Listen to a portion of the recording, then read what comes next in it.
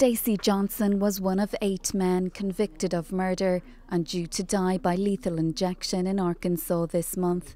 But the state Supreme Court has halted his execution, ruling that potential DNA evidence in the case should be reconsidered.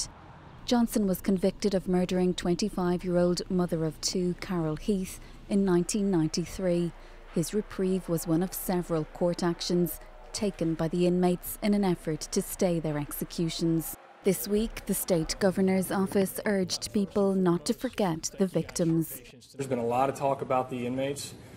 I would encourage you to remember the victims throughout this process and their families who've had to go through this nightmare for 20, 25, 30 years. Separately, a judge has blocked the state from using a muscle relaxant in its executions after the manufacturer argued that its product was only to be used for medical purposes. Arkansas had been planning to execute an unprecedented 8 inmates over 11 days before its supply of a sedative used in the procedures expires. The men had argued the tight schedule increased the chances of botched executions.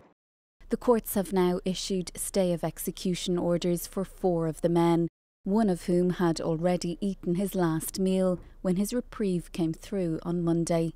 Polls show there's strong support for the death penalty in Arkansas, but it's become increasingly difficult for prisoners to be executed in the US following several botched executions and decisions by pharmaceutical companies to refuse to allow their drugs to be used in the procedures.